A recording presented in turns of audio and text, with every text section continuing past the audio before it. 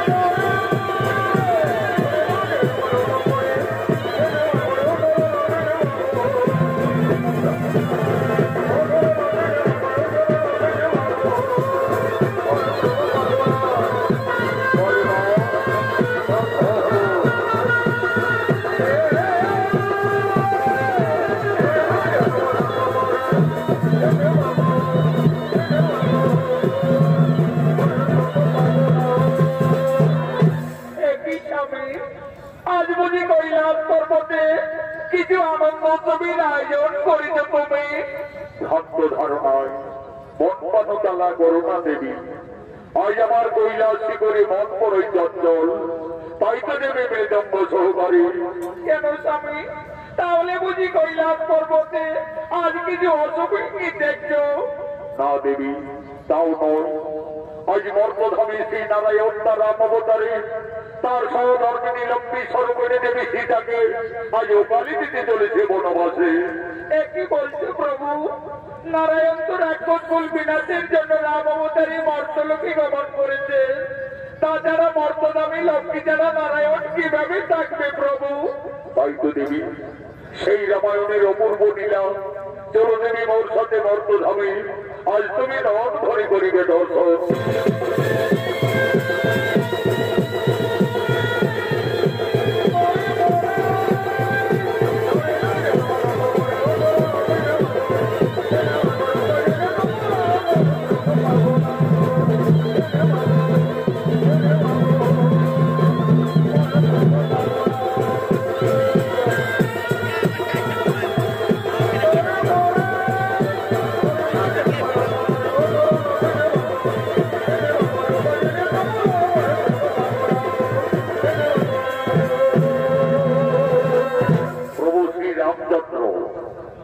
আগমন করছে।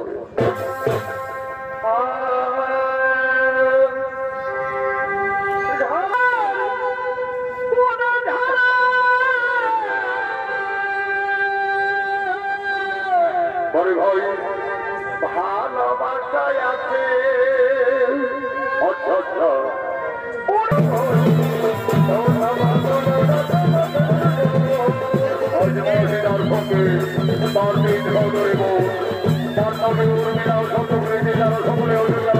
আগমন করেছে।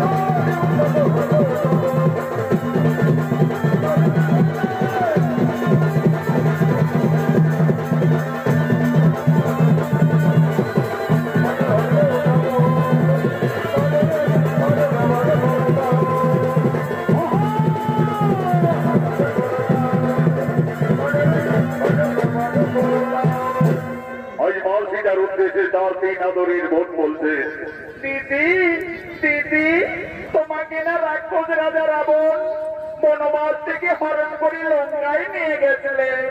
দিদি সকলেই বলে ওই রাক্ষস রাবণের নাকি 10টি ভয়ঙ্কর মাথা ছিল, 20টি হাত ছিল। দিদি বলো না, সেই রাক্ষস রাবণ দেখতে কতই ভয়ঙ্কর ছিলেন। ওরে বোনরা, আমাকে দুরাচারী পাপিষ্ঠ রাবণ বনবাস থেকে হরণ করে লঙ্কায় নিয়ে গেছিলেন দিকে, কিন্তু আমি কোনদিন নন ভরে ওই রাক্ষস রাজা রাবণকে দর্শন করেছিলাম না। তবে আমাকে যেদিন আকাশ পথে হরণ করে নিয়ে যায় লঙ্কায়, আমি সেই দিন সমুদ্রের জলে ওই ভয়ঙ্কর দানবী রূপটি দেখেছিলাম। ওরে বোনরা, সেই রাবণ কতই ভয়ঙ্কর। আজ আমি রাজপ্রাসাদের মধ্যে তার শরীরের অঙ্গ প্রত্যঙ্গ সমস্তই অঙ্কন করছি, তা তোমরা নন করে দর্শন করো। মা সীতা, রাক্ষস রাবণ দেখতে কতই ভয়ঙ্কর ছিলেন। আজই অযোধ্যা রাজপ্রাসাদের মধ্যে তার 10টি ভয়ঙ্কর রাক্ষসের মাথা, 20টি হাত, শরীরের অঙ্গ প্রত্যঙ্গ একের পর এক অঙ্কন করতে লাগলেন। সেই সময় মা সীতা 5 মাসের গর্ভবতী ছিলেন। মা সীতার নৌনে নিদ্রার আকর্ষণ জেগে উঠল। সেই রাক্ষসের ছবি অঙ্কন করতে করতে মা জানকী তার উপরেই নিদ্রা যাপন করিলেন। দিদি, মান্ডবী দিদি, ওই দেখো আমাদের সীতা দিদি রাক্ষস রাবণের ছবি অঙ্কন করতে করতে নিদ্রাম্বিত হয়ে গেলেন। আমাদের সীতা দিদি 5 মাসের গর্ভবতী, তার বিশ্রামের খুবই প্রয়োজন। চলো দিদি, ততক্ষণে আমরা রাজপ্রাসাদের অন্তরালেই যাই। চলো।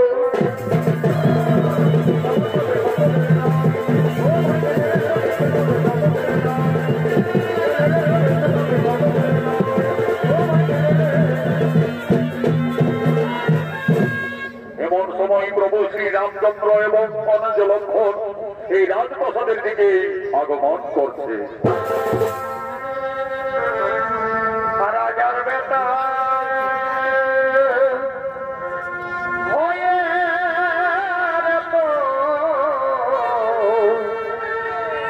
রাজার বেটা হয়ে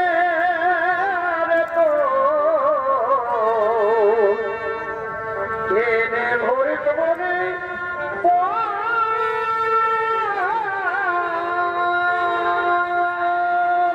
বড় ভাই, আমি থাকো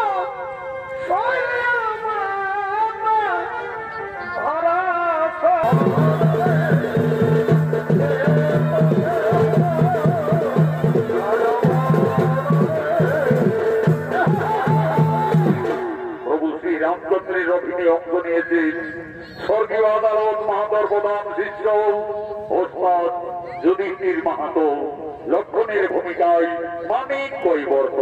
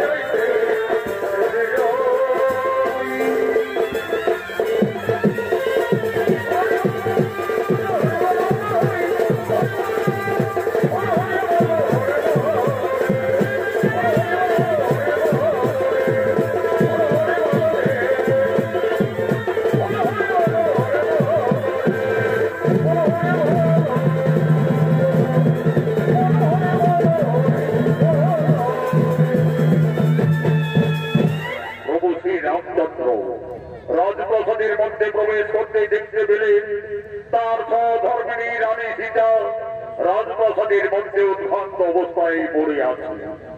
কি আমার সীতা ওইভাবে রাজপ্রাসাদের মধ্যে পড়ে রয়েছে কেন?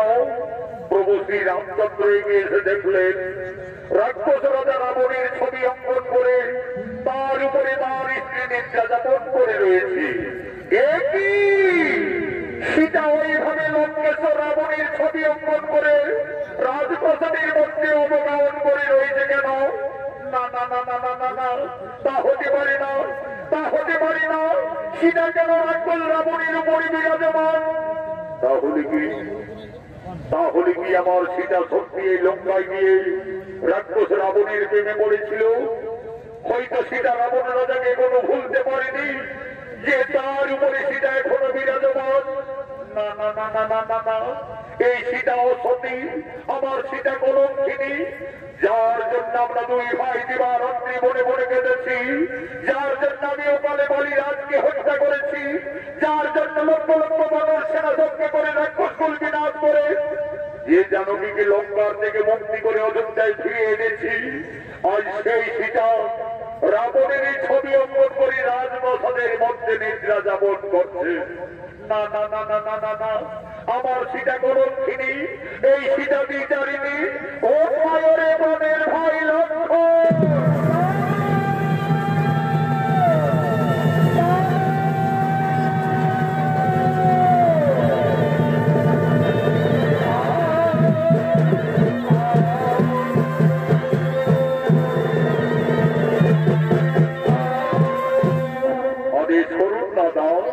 ওরে ভাই লক্ষ্মণ, ওরে আমার স্নেহের ভাই লক্ষ্মণ, ওইতে করি ভাই আমাদের রানী সীতা রাক্ষস রাবণের ছবি অঙ্কন করে রাজপ্রাসাদের মধ্যে নিদ্রা যাপন করে রয়েছে। ওরে ভাই লক্ষ্মণ, এই কলঙ্কিনী সীতা হইতে লঙ্কায় গিয়ে রাক্ষস রাবণ প্রেমে পড়েছিল। হয়তো সীতা রাবণ রাজাকে কোনো ভুলতে পারেনি যে তার ছবি অঙ্কন করে সীতা এখনো তার উপরে বিরাজমান। ওরে ভাই লক্ষ্মণ, এই কলঙ্কিনী যদি আমাদের অযোধ্যা নগরে থাকে তাহলে আমাদের রঘুকুলের বদনাম হয়ে যাবে রে ভাই, আমাদের সূর্য বংশের বদনাম হয়ে যাবে। ওরে প্রাণের ভাই লক্ষ্মণ, এই কলঙ্কিনী সীতার আর আমি মুখ দর্শন করতে চাই না। যাও তুমি এই বিচারিণীকে দিয়ে এসো নির্বাসনে।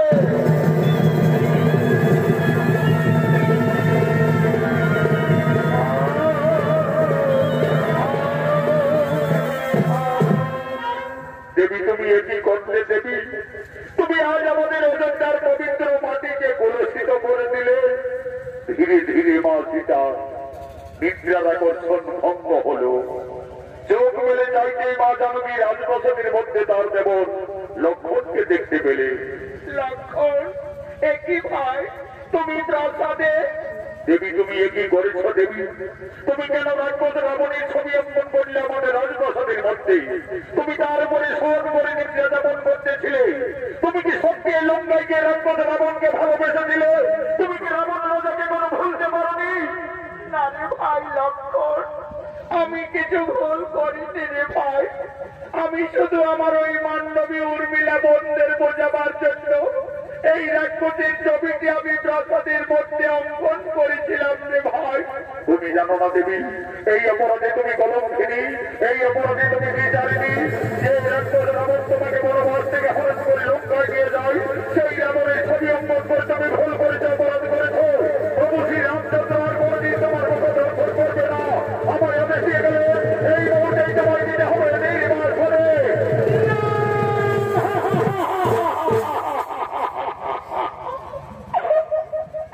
হে প্রভু, হে প্রভু রঘুনাথ, আজ তুমি আমাকে বিনা অপরাধে কলঙ্কিনী সাজালে।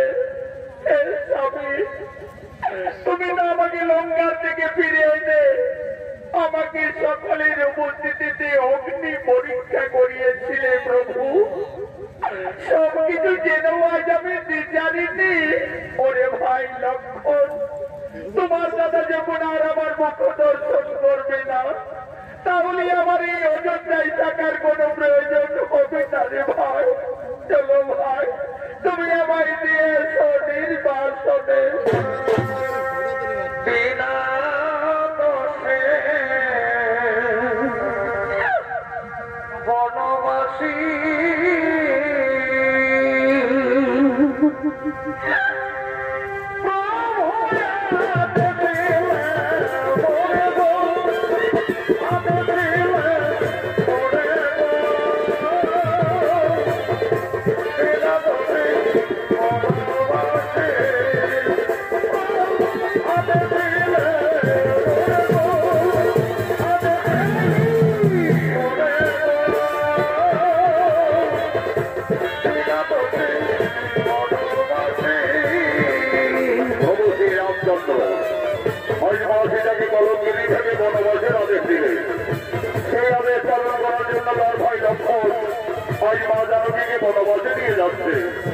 আগে আগে চলেছে লক্ষণ, তাই মনের দুঃখে মাসিটাকে দেখেছে বনবাসে যাচ্ছে।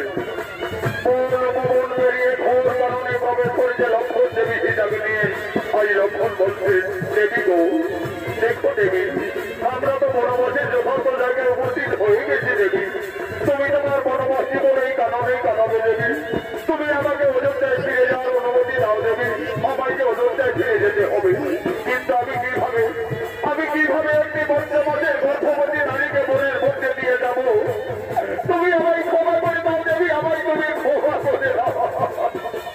যে জানকীর জন্য আমি 12 বছর অনাহারে অনিদ্রায় ছিলাম, যে জানকীর জন্য আমি শক্তিশাল ভাগবতকে ধারণ করেছি, আর সেই জানকীকে আমায় বনবাসে দিয়ে যেতে হবে। আমায় তুমি ক্ষমা করে দাও দেবী, আমায় ক্ষমা করে দাও। ওরে ভাই লক্ষণ, তুমি তো তোমার দাদার আদেশ পালন করেছো রে ভাই। তুমি ফিরে যাও ভাই অযোধ্যায়। তোমার দাদা আমাকে বিয়ের সময় দিয়েছিলেন আমার গলার মুক্তার হাত, কানের দুল, পায়ের নকল। আমার বনবাসে এই অলঙ্কারের শোভা পাবে না রে ভাই। এই অলঙ্কারগুলি তুমি ফিরে নিয়ে যাবে অযোধ্যায়। তোমার দাদা রঘুরাজের কাছে দিয়ে বলবে, দাদা তোমার আদেশ আমি পালন করেছি। তোমার কলঙ্কিনী সীতাকে আজ আমি বনবাসে দিয়ে এসেছি, বনবাসে দিয়ে এসেছি, বনবাসে দিয়ে এলাম। তোমার জানো কি রে, তোমার জানো কি রে,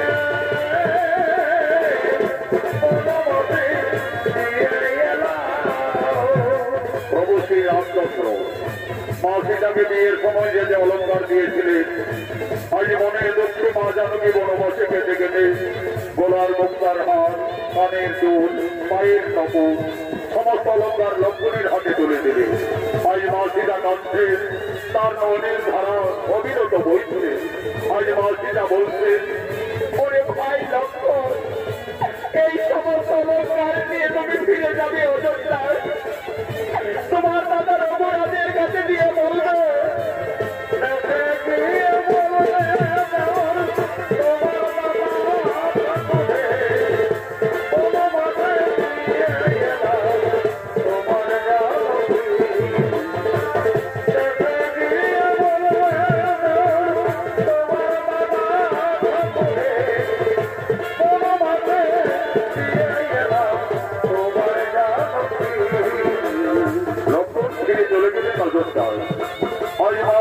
সংসার হারা জনম দক্ষিণী বনচারিণী।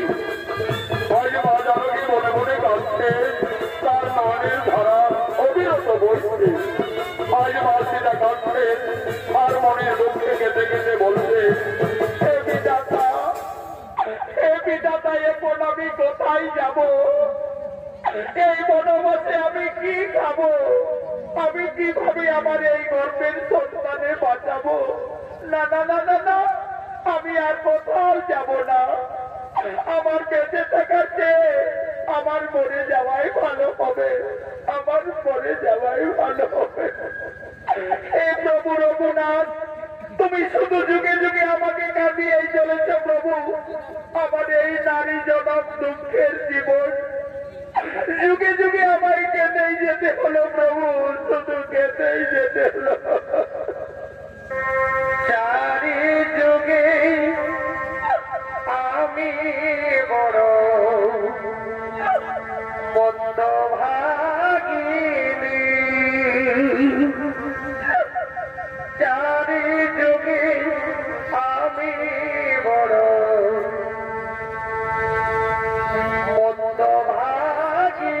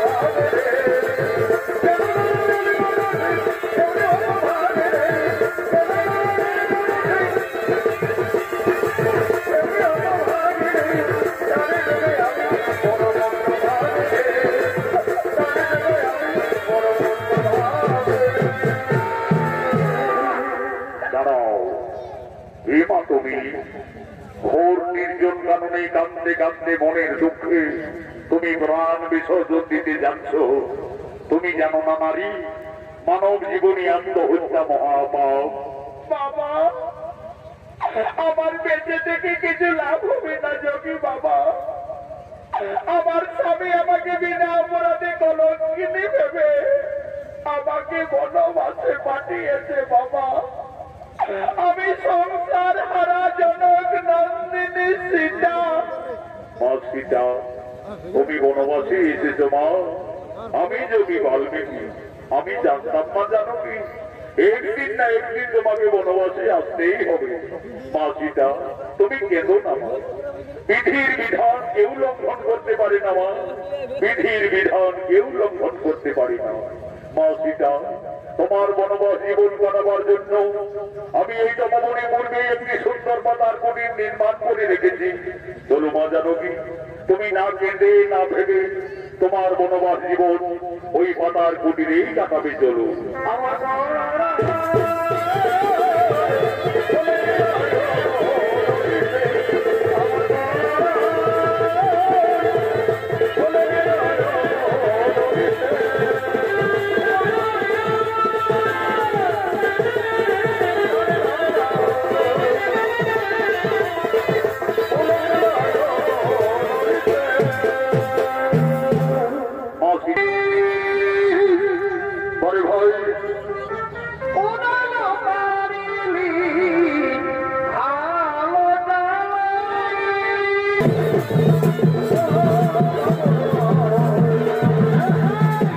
যোগী বাল্মীকি আজ তপবনে যোগ সাধনার জন্য আগমন করেছে।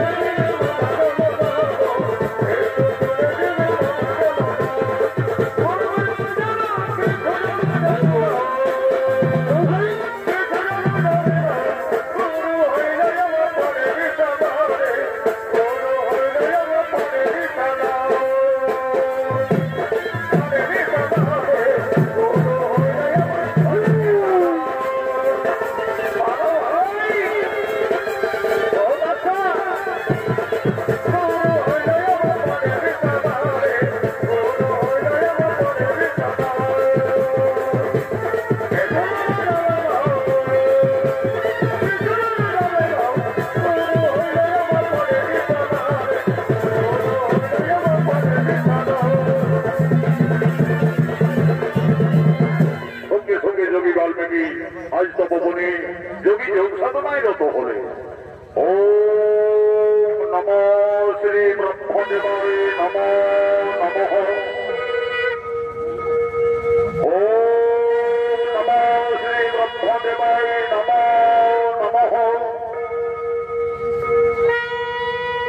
ওম নমো গুরু ব্রহ্মা গুরু বিষ্ণু গুরু দেব মহেশ্বর গুরুবে পরম ব্রহ্ম তস্মৈ শ্রী গুরুবে নমো নমঃ।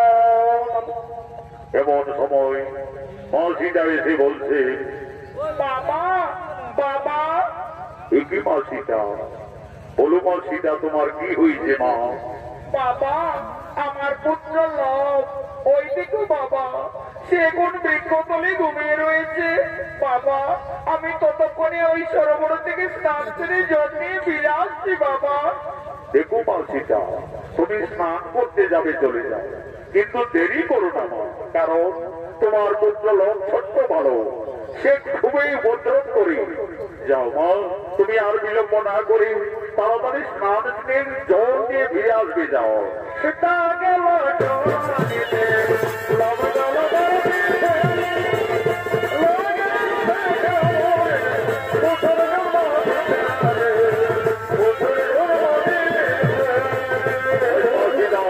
সরোবরে স্নান করতে গেলে পরিবার থেকে বসে যাবে, এমন সময় লোকের ঘুম থেকে যায়। লোক তার মায়ের পেটে পেটে সরোবরের থেকে মনির ধ্যান ভঙ্গ হলো। মনি দেখছেন সেখানে লোক নেই। কি লোক তো বৃক্ষ ধরে ঘুমিয়েছিল, তাহলে ছেলেটি হঠাৎ গেল বা কোথায়? ওরে লোক, তুমি কোথায় গেলে? ফিরে এসো। না না না না, এদিকে তো লোককে কোথাও দেখতে পাওয়া যাচ্ছে না। তাহলে কি বাগানে আমপান খেতে গেল নাকি রে বাবা? ছোট্ট বালক কাল থেকে পড়ে যাবে। ওরে লোক, তুমি কোথায় গেলে? ফিরে এসো। না না না না, এই তপবনে লোভের কোথাও কোনো বার্তা পাওয়া গেল না। তাহলে কি কোনো হিংস্র প্রাণী ছেলেটাকে খেয়েই ফেললো নাকি রে বাবা? তাহলে তো সর্বনাশ হয়ে যাবে। সীতা সংসার হারা জনম দুঃখিনী বনবাসিনী, তার একমাত্র সম্বল তার পুত্র লোভ। লোভকে বৃক্ষতলে ঘুমিয়ে রেখে মা সীতা সরোবরে স্নান করতে গেছে। ফিরে এসে তার পুত্রকে না দেখতে পেয়ে নিশ্চয়ই মা জানকী কেঁদে কেঁদে পুত্র সঙ্গে প্রাণ ত্যাগ করবে। না না না না, আমি যোগী বাল্মীকি, আমি মা সীতার আর দুঃখ দেখতে পারবো না। যোগী বাল্মীকি লোভকে না দেখতে পেয়ে লোভের সময় আরেকটি সন্তানের মনে সৃষ্টি করছে। সেটা গেল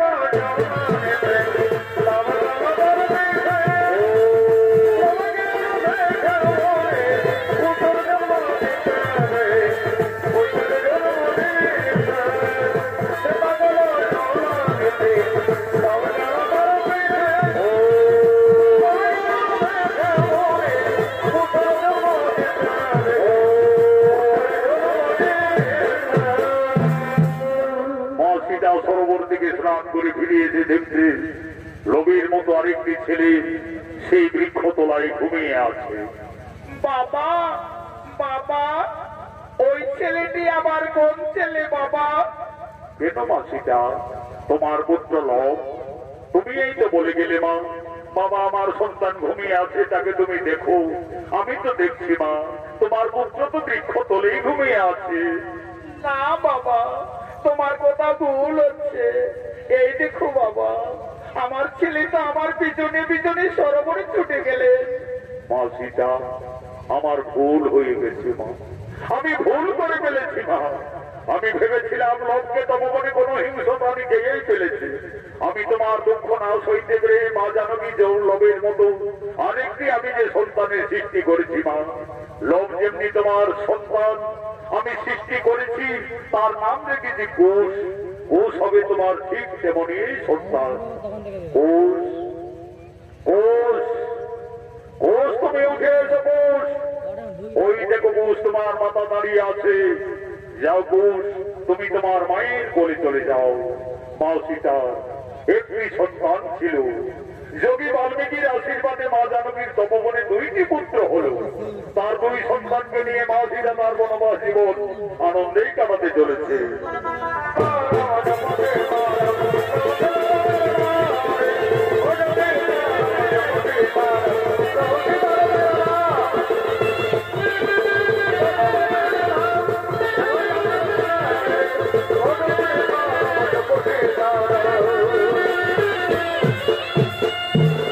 এদিকে অযোধ্যায় মহারাজ শ্রী রামচন্দ্র অশ্বমেধ যজ্ঞের আয়োজন করেছে।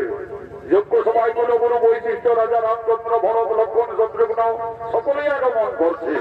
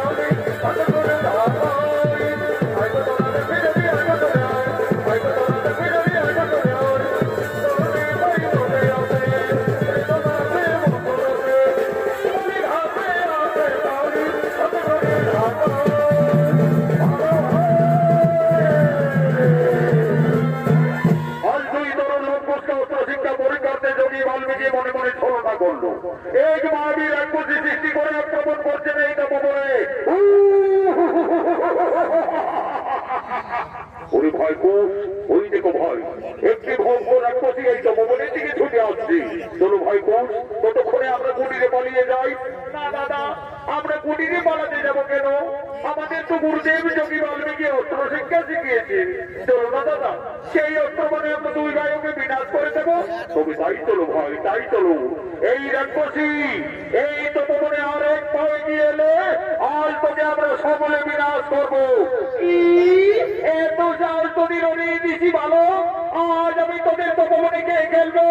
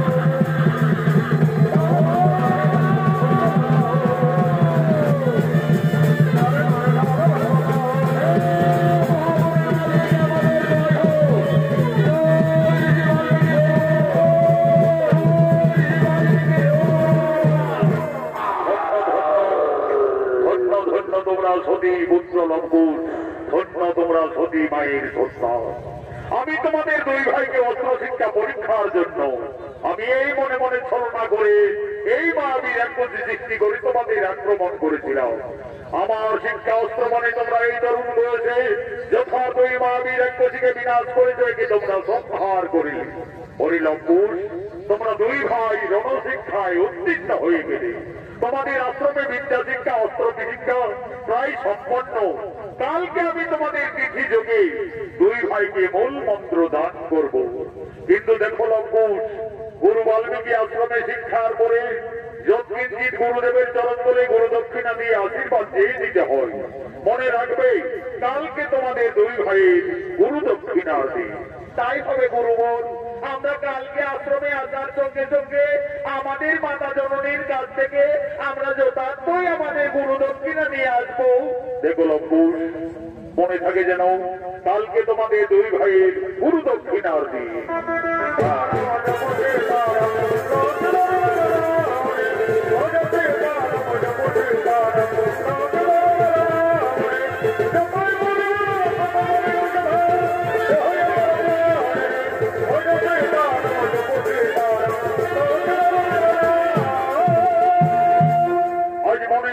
তারা দুই ভাই চলে গেলেন কুটিরে।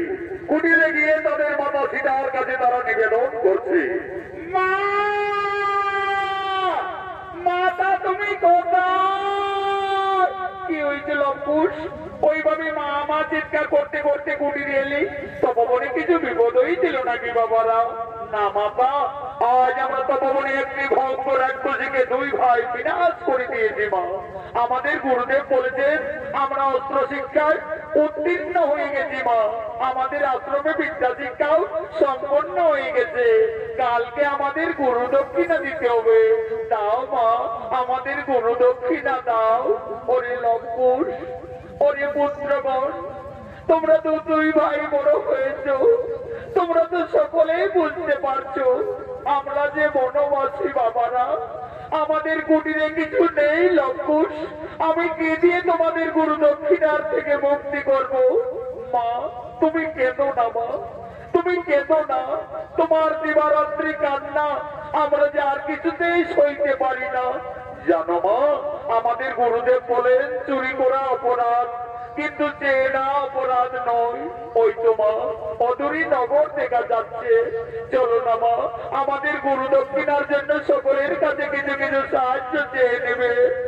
মা সীতা একদিন ছিলেন অযোধ্যায় মহারানী, আজ সে ভাগ্য ফেরে সংসার হারা জনম দক্ষিণী বনচারী। তার দুই সন্তানের গুরু দক্ষিণা দেওয়ার মতো মা সীতার কুটিরে কিছুই নেই। আজ মনের দুঃখে মা জানকী এই নগরের দ্বারে দ্বারে সকলের কাছে করজোড়ে নিবেদন করছে। হে ভক্তগণ, আজ আমি খুবই সংকটে পড়েছি। আমার দুই সন্তানের গুরু দক্ষিণা দেওয়ার মতো আমার কাছে কিছুই নেই। আজ আমি সকলের কাছে করজোড়ে নিবেদন করছি, আপনারা সকলেই কিছু কিছু সাহায্য করে আমার দুই সন্তানের গুরু দক্ষিণার থেকে আপনারা মুক্তি করে দিন, মুক্তি করে দিন।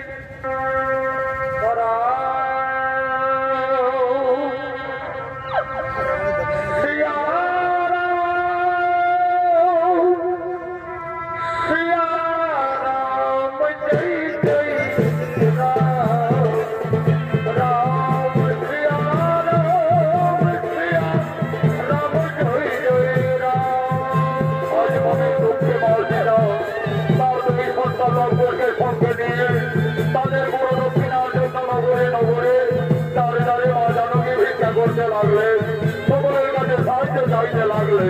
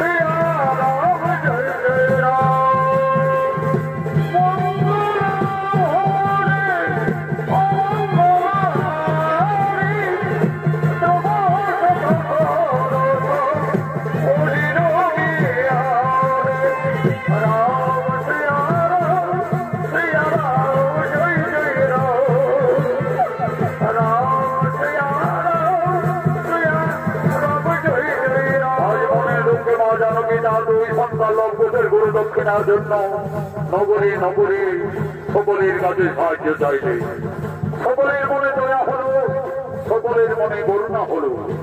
আজ মা সীতার তার দুই সন্তান লঙ্কদের গুরু দক্ষিণার জন্য যে যেমন পারলেন সকলে কিছু কিছু মা সীতাকে আর্থিক সাহায্য করলেন। মা জানকীর বনবাস জীবনে যথেষ্ট অর্থ মুদ্রা হলো। আর সেই অর্থ মুদ্রা পেয়ে মা সীতার মনে আনন্দ হলো। আজ মা জানকী বলছে, ওরে লক্ষ্মণ, এই তো বাবারা আমাদের সকলে দয়া করেছে, করুণা করেছে। এই অর্থ মুদ্রা তোমরা গুরুদেবের চরণতলে দিয়ে প্রণাম জানিয়ে তোমরা গুরু দক্ষিণার থেকে মুক্তি হবে বাবারা। মা সীতা মণিনগরী নগরী ভিক্ষা করে আজ যে অর্থ পেয়েছিলে, আজ সমান ভাবে তার দুই সন্তান লঙ্কুশের হাতে মা জানকী তুলে দিলে। আজ মা সীতা বলছে, ওরে লক্ষ্মণ, আর বিলম্ব করো না বাবারা।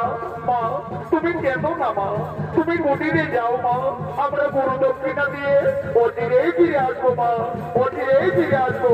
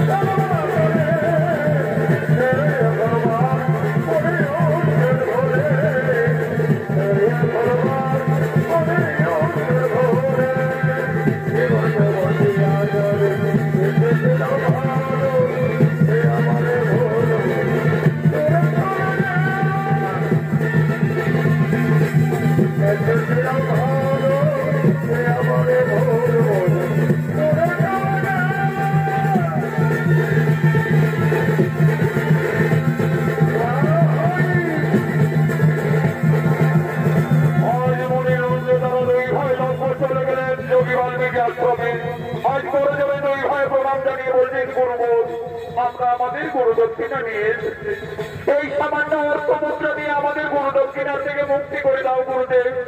ধন্য ধন্য তোমরা সতী পুত্র লঙ্কুশ, ধন্য তোমরা সতী মায়ের সন্তান।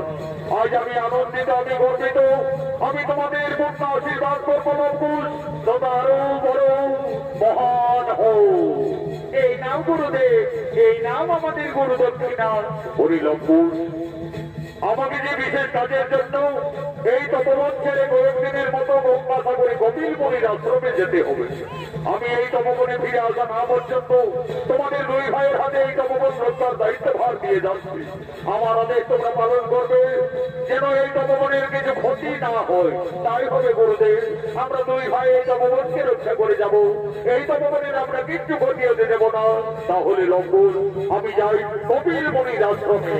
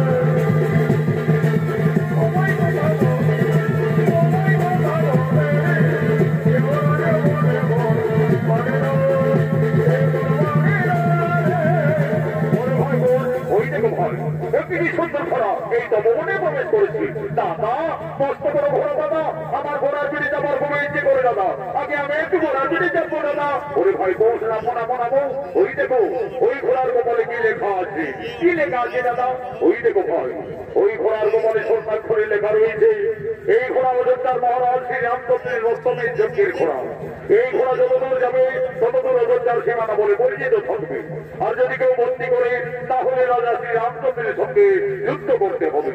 দাদা, এই ঘোড়া তো আমাদের গুরু বাল্মীকির তপবনে প্রবেশ করেছে, আমাদের তো গুরুদেব এই তপবন রক্ষার দায়িত্ব ভার দিয়ে কপিল মুনির আশ্রমে চলে গেছে। চলো দাদা, আমরা গুরুদেবের আদেশে এই ঘোড়াকে বন্দি করব, প্রয়োজনে আমরা যুদ্ধই করব। তবে তাই চলো ভাই, তাই চলো। বলে অশ্ব, তুমি আমাদের তপবনের বন্ধু, আমাদের সঙ্গে খেলা করবে। চলো ভাই ঘুষ, আমাদের বন্ধু ঘোড়ার পিঠে চড়ে আমরা এই তপবনে খেলা করি।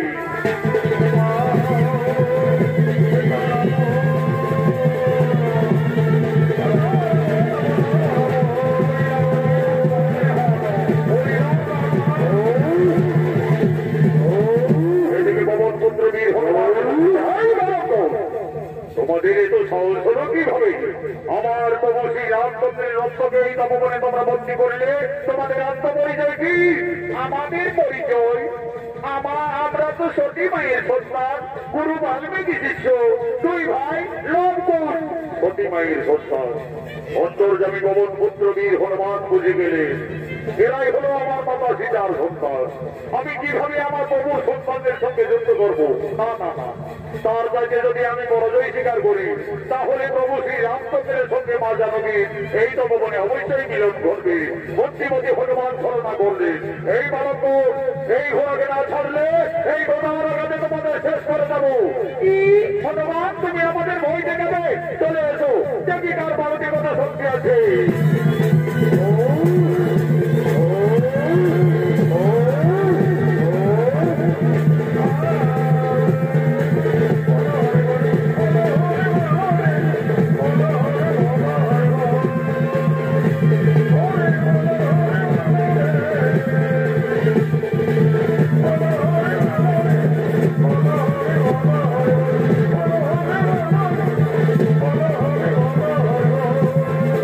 Oh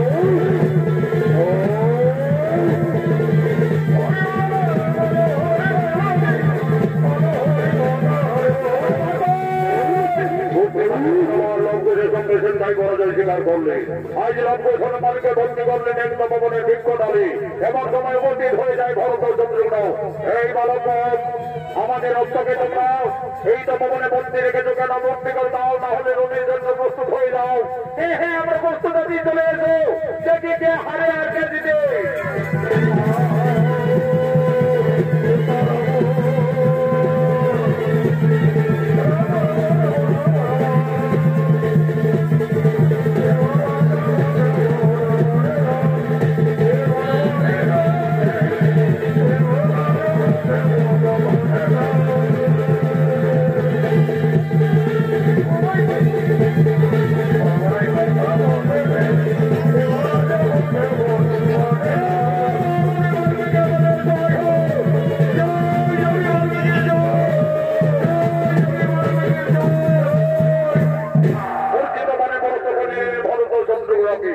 এমন সময় উপস্থিত হয়ে যায় শ্রীরামচন্দ্র এবং অনুজ লক্ষণ।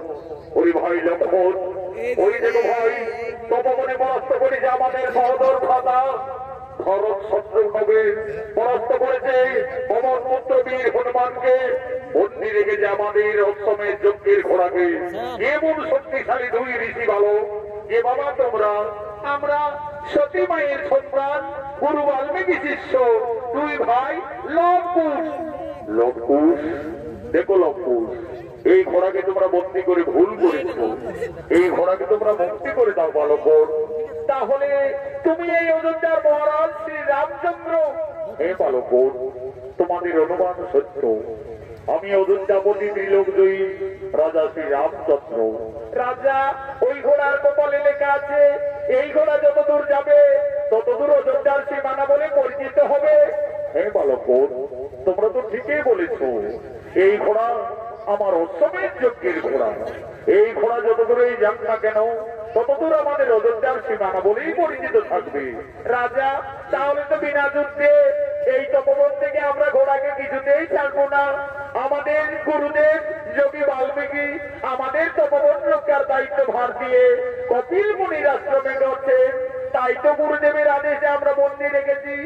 তাহলে তোমরা রণের জন্য প্রস্তুত হয়ে যাও বালক। আমার সঙ্গে যে তোমাদের রণ করতে হবে, আর আমি ত্রিলোকজয়ী, আমার সঙ্গে তোমরা কোনোভাবে রণে উত্তীর্ণ হতে পারবে না। আমার রণে তোমাদের মৃত্যু হয়ে যাবে। তোমাদের মৃত্যুর সংবাদ পেয়ে তোমাদের পিতা মাতা কতই না দুঃখ পাবে। দেখো বালক, তোমরা অবোধ বালক, কোন ঋষি কুমার, এ তোমাদের পিতা এবং তোমাদের মাতা। আমরা তো আমাদের পিতার নাম জানি না, এইটুকু জানি আমরা সতী মায়ের সন্তান, দুই ভাই লবকুশ। লবকুশ? তোমরা তোমাদের পিতার নাম জানো না? আমি কিভাবে এই অবধ বালকদের সঙ্গে রণ করতে পারি? দেখো লবকুশ, তোমরা দুইজনে আমার পুত্র সম। যদি একবার আমার পিতা সম্বোধন করো, আমি পুত্র ভেবে না হয় তোমাদের ক্ষমা করে দেব। এই রাজা, তোমাকে আমরা বাবা বলতে যাবো কেন? তুমি আমাদের বাবা বলো না দেখছি। শান্ত হও বালক। আমি যদি তোমাদের বাবা সম্বোধন করি, তাহলে বিনা যুদ্ধে আমার এই অক্ষকে তপবন থেকে মুক্তি দেবে তো? তা না হয় পরে দেখা যাবে, আগে বলে দেখো না। আচ্ছা বালক, আমি না হয় তোমাদের বাবাই বললাম। এই রাজা, তুমি কাকে বাবা বললে? আমাকে বাবা বললে না আমার দাদা লবকে বাবা বললে? কেন বালক, আমি তোমাদের দুইজনকে বাবা বললাম। তাহলে বলো দেখি রাজা, তোমার মায়ের কথা স্বামী? এই মূর্খ তরুণের ঋষি বালক, তোমরা সাবধান হও। তোমরা রাজা শ্রী রামচন্দ্রের হয়ে উপস্থিত রয়েছ। হ্যাঁ হ্যাঁ, আমরা সতী মায়ের সন্তান, রোদকে ভয় পাই না রাজা। চলে এসো সম্মুখ সমরে, বিনা যুদ্ধে না চালিব তবে যজ্ঞের ঘোড়া।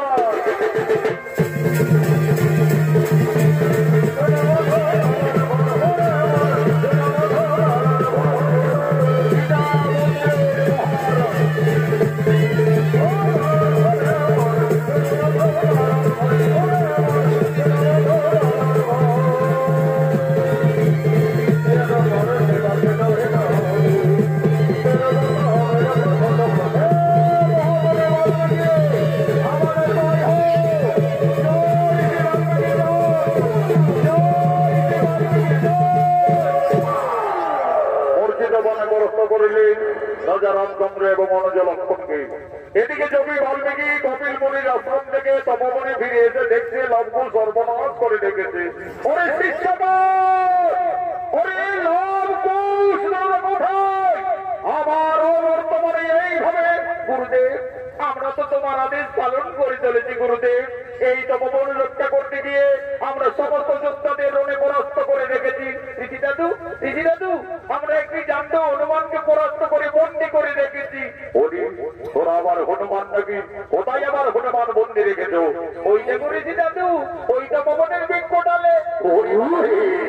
এই যে আমার পবন পুত্র বীর হনুমান যে রে বাবা, এই হনুমানের সঙ্গে তোমরা দুই ভাই ঝগড়া করেছ। হরি লঙ্কুশ, এই রাজাদের না জেনে না শুনে কেন তাদের উপরে আঘাত করেছ? জানি গুরুদেব, ওই রাজা বলছে আমি অযোধ্যার মহারাজ শ্রী রামচন্দ্র, আমার অষ্টমের যজ্ঞের গোড়াকে তোমার বিনা যুদ্ধে ছেড়ে দাও। আমরা ছাড়িনি গুরুদেব, আমরা তোমার আদেশ পালন করে চলেছি। হরি লঙ্কুশ, আমার আদেশ পালন করতে গিয়ে তোরা তো নিজেরাই নিজেদের এই সর্বনাশ করে নিয়েছি। যা যা, আর বিলম্ব না করে তোদের মাতা সীতাকে তোরা তাড়াতাড়ি তপবনে ডেকে নিয়ে আয়। তোদের মাতা সীতাই বলবে ওই রাজার সঙ্গে তোমাদের পরিচয় কি। মা, তুমি তাড়াতাড়ি এসো মা। তপবনে কি হয়েছে বাবারা? মা, আজ আমরা যুদ্ধে জয়ী হয়ে গেছি মা। একটি জান্ত হনুমানকে পরাস্ত করে বন্দি রেখেছি তপবনে। ওই লঙ্কুশ, কোথায় তোমরা হনুমানকে বন্দি করেছো বাবারা? ওই দেখো মাতা, ওই তপবনের বৃক্ষ ডালে বন্দি করে রেখেছি। ওই লঙ্কুশ, এ তো পবন পুত্র বীর হনুমান। এই হনুমানকে তোমরা কেন বন্দি করিলে বাবারা? যে লঙ্কুশ, হনুমানকে তোরা বন্দি করেছে। ওই হনুমান একদিন আমার মান রেখেছে। ওই হনুমান আমার জন্য লঙ্কায় কতই না দুঃখ পেয়েছে। যে বাবারা, তোরা হনুমানকে ছেড়ে দে। মা সীতা, ওদিকে তো বৃক্ষ ডালে তুমি হনুমানকেই দেখেছো, আর এইদিকে তাকিয়ে দেখো মা, তোমার সন্তানরা, তোমার স্বামী, তোমার দেবতের সকলকেই রণে জর্জরিত করে রেখেছে। ওরে লবকুশ, এ তোরা কি করিলি বাবারা? তোরা কাদের চোখে যুদ্ধ করেছ, রণ করেছ? তোরা তো সকলই সর্বনাশ করে দিলে লবকুশ। আমার হাতের শাখা সীতার স্মৃতন আজ তপবনে সকল মুছে দিলে পুত্র গো। বাবা, আমি আমার বনবাস জীবনে তোমার কাছে কোনোদিন এই কিছু চাইনি বাবা। আজ আমার দুই অমন সন্তানে ক্ষমা করে আমার স্বামী এবং দেবরগণকে পুনরায় জীবিত করে দাও বাবা, পুনরায় জীবিত করে দাও। মা সীতা, তুমি কেন না মা? তারা কেউ মারা যায়নি মা। তারা লবকুশের রণে পরাস্ত হয়ে সকলে জ্ঞান হারা অবস্থা। আমি এক্ষণি কমণ্ডলে জল হইতে সকলে স্নান করে রায় ফিরিয়ে দেব। ওম নমঃ স্বাহা, ওঠো রাজা শ্রী রামচন্দ্র। ওম নমঃ স্বাহা, ওঠো বীর অনন্ত লক্ষণ।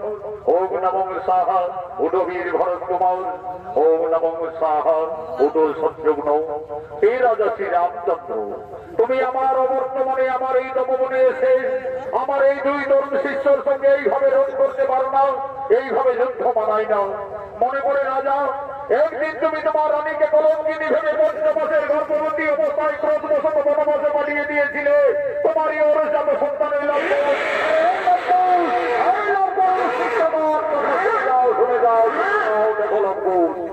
যাদের সঙ্গে তোমরা মারামারি করছো, ঝগড়া করছো, তাদেরকে তোমরা জানো না, চেনো না। তারা তোমাদের এই বংশের লোক, সম্পর্কে সকলেই তোমাদের কাকা। আর যে রাজার সঙ্গে তোমরা রণে জর্জরিত, ওই রাজা শ্রী রামচন্দ্র হলো তোমাদের জন্মদাতা পিতা। গুরুদেব, ওই রাজা আমাদের জন্মদাতা পিতা। হে লবকুশ, তোমরা তো রাজপুত্র। আর বিলম্ব না করে দুই ভাই করজোরে তোমাদের পিতার কাছে ক্ষমা চেয়ে নিতে যাও। পিতা, পিতা আমাদের ক্ষমা করে দাও পিতা, আমরা ভুল করে রণ করেছি। হরি লবকুশ, আজ আমার মনে পড়েছে আমি যদি রাক্ষসকুল বিনাশ করে লঙ্কার থেকে আমার সীতাকে অযোধ্যায় এনেছিলাম, সেটি রাবণের মাতা নিকোষা কেঁদে কেঁদে আমায় অভিশাপ দিয়েছিলেন। বলেছিলেন, ওই বনবাসী রামচন্দ্র, আজ যেমন আমাকে পুত্র সঙ্গে কাঁদতে হচ্ছে, আমিও তোমাকে অভিশাপ দেব। তুমি ত্রিলোক জয়ী হলো, একদিন না একদিন তোমার পরাজয় নিশ্চিত থাকবে তোমার পুত্রের হাতে। আজ আমার সেই অভিশাপের কথা মনে পড়েছে লক্ষণ। তোমরাই আমার পুত্রগণ, এসো বাবারা, আমার পক্ষে এসো। মা সীতা, আর তুমি কেঁদো না মা, তোমার বনবাস জীবন শেষ হয়ে গেল মা, তোমার আনন্দের দিন এসেছে। ওই দেখো মা, তোমার প্রিয় ভক্ত হনুমান, তোমার পরিবারের সকলেই তোমার অপেক্ষায় দাঁড়িয়ে আছে। রাজা শ্রী রামচন্দ্র একদিন মা জানকীকে কলঙ্কিনী নির্যাতিত ভেবে পঞ্চমাসের গর্ভবতীর সময় বনবাসে দিয়েছিলেন। যোগী বাল্মীকির পিতাই আজ ফিরে গেল তার স্ত্রী সন্তানদের। মনে আনন্দ হলো। জয় জয়কারী রাম ভক্ত পবন পুত্র বীর হনুমান বলছেন, বলো বলো সীতাবতী রাজা শ্রী রামচন্দ্র কি